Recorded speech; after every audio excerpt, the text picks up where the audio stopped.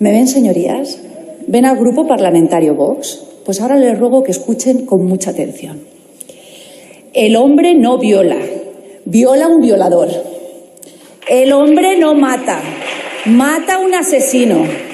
El hombre no maltrata, maltrata a un maltratador.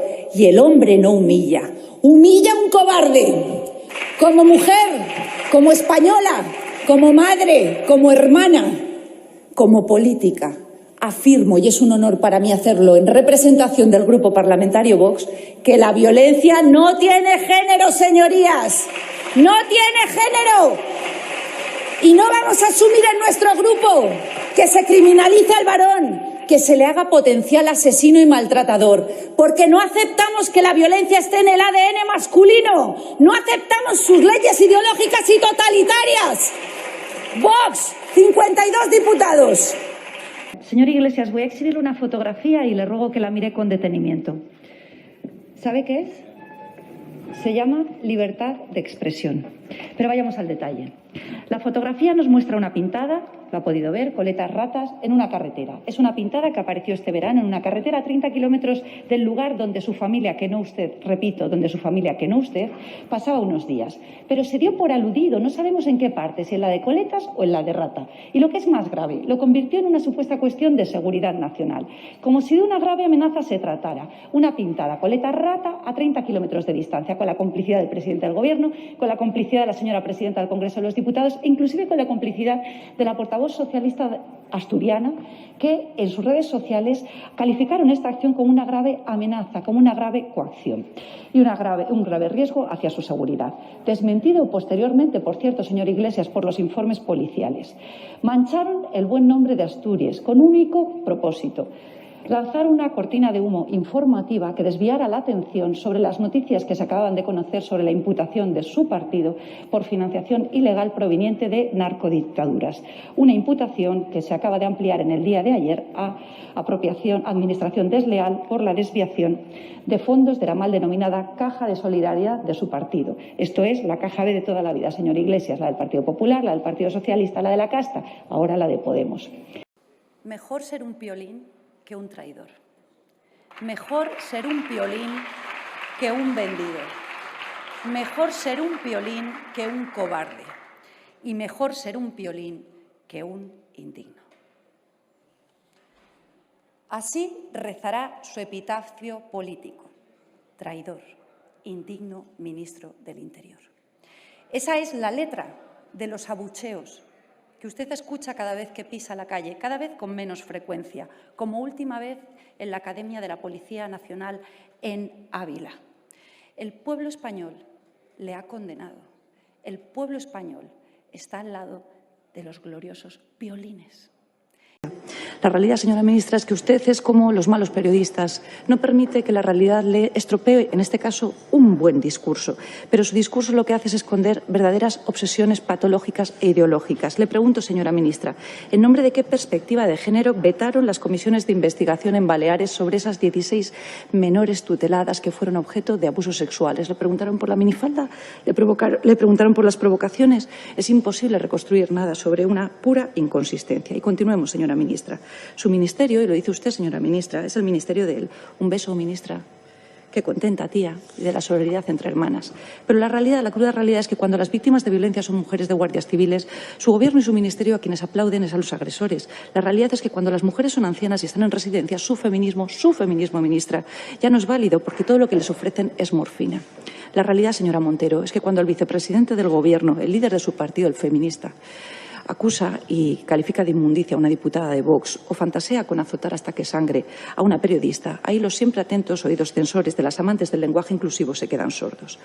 Y para ilustrar la posición del apoyo del PNV a esa ETA buena que inventaron, les traigo la portada del número 25 de su publicación Sabindarra, de fecha marzo del año 1972, donde puede leerse literalmente: los chacales del Estado España, Guardia Civil asesina, canallas, huelgas de protesta, no, ha llegado la hora del lenguaje de los explosivos. A los crímenes no se les puede responder sino con crímenes. Mata el Estado, hay que matar a los guardianes del Estado. Los guardias civiles son los más representativos de la esencia del Estado España, retrógrado y feudal. Para quienes lo desconozcan, Xavi Etxebarrieta, quien se menciona y se califica como patriota en esta portada de Sabine Echea del PNV, no de Herri Batasuna. Aquí tienen a Sabino Arana junto con el lema Dios y ley vieja.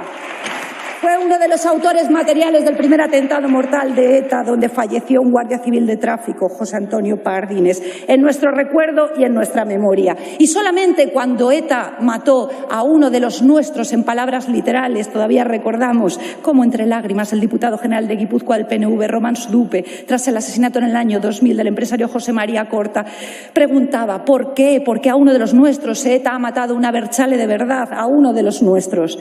Durante los últimos 50 años, el Partido Nacionalista Vasco ha cuestionado y se ha opuesto a la legislación antiterrorista, a la política penitenciaria de dispersión, a la deportación, extradición de terroristas, a la detención de la Mesa Nacional de Herri Batasuna, a la ilegalización de partidos, a la clausura del diario Egin, al sumario 1898. Y el Partido Nacionalista Vasco ha negociado y ha firmado acuerdos con ETA, como el acuerdo de Lizarra del año 1998.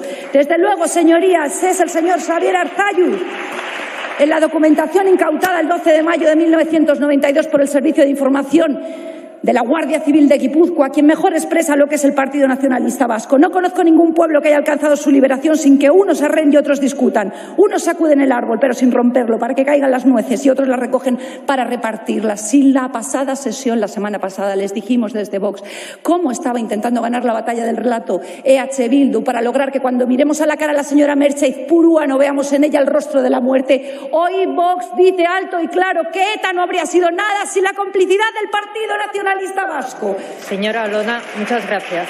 Gracias, señora presidenta. ¿Dónde están las balas, portavoz, ex portavoz?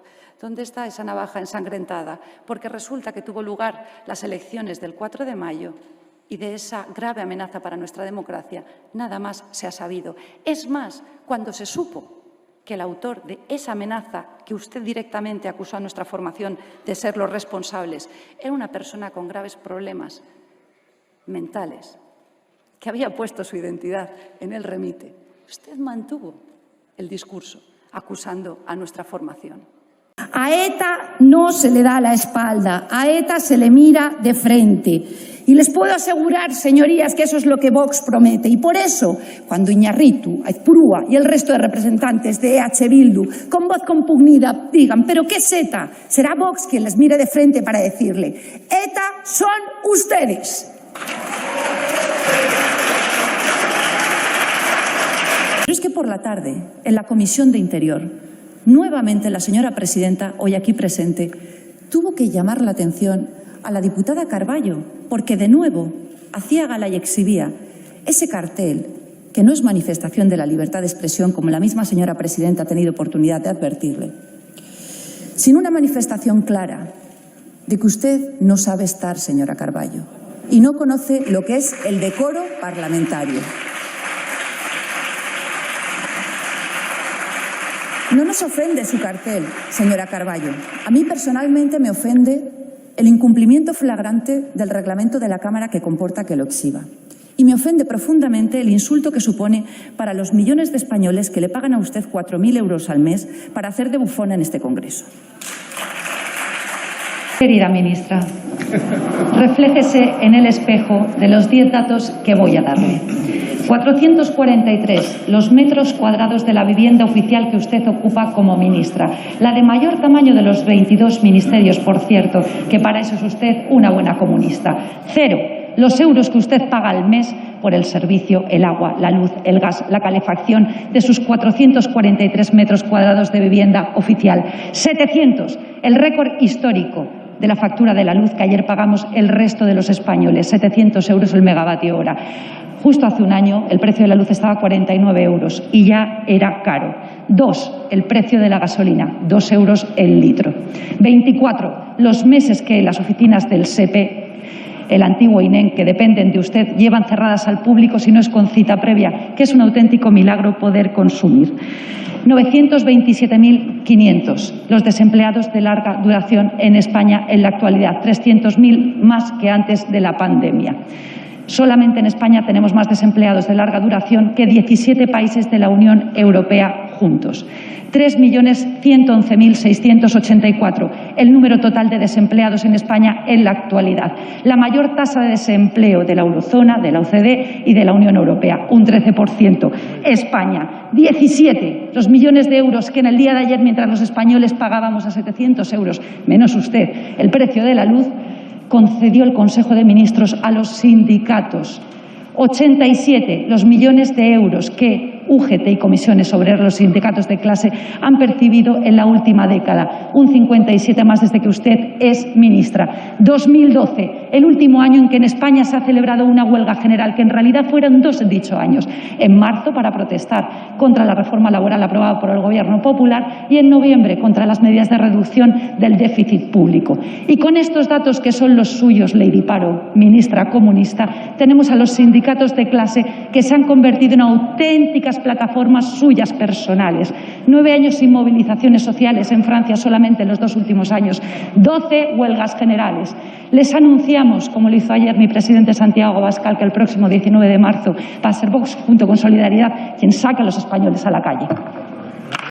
A pesar de su plan para ilegalizar mi candidatura y robarle el voto a los andaluces, con un montaje chusquero en el que la alcaldesa socialista de Salobreña, María Eugenia Rufino, ha sido su colaboradora necesaria para echarme del pueblo y de Andalucía. ¿Cómo tuvo que dolerle la aguantada sin manos de la semana pasada, ministro Perejil? Presente en todas las salsas, protagonista de todos los fiascos. Macarena de Salobreña, ministro Perejil. Y si además quien lo califica y nos califica de franquistas es el diputado O'Donnell Elorza, no seré yo quien le conteste, sino que haré mía la réplica que Gregorio Ordóñez, asesinado por ETA, le dio en el Diario Vasco el 20 de julio de 1998 bajo el título: a mi querido amigo Elorza.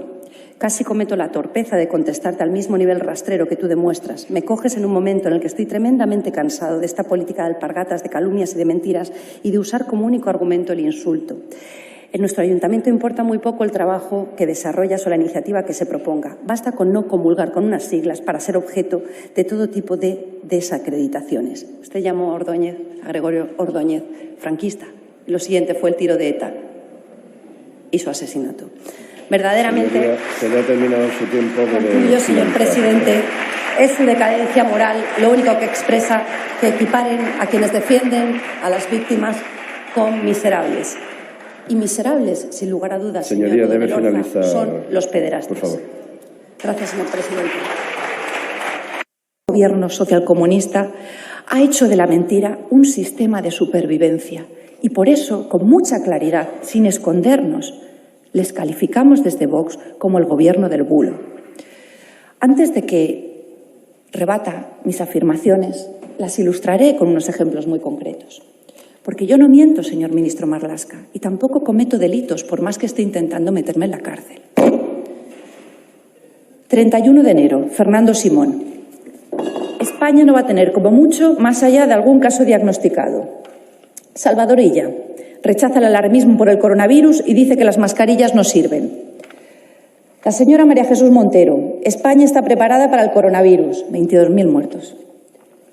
Ministerio de Sanidad, Red Pública Oficial, 26 de febrero. Al llegar de una zona de riesgo puedes hacer vida normal. Si tras 14 días no tienes síntoma, no es necesario tomar medidas.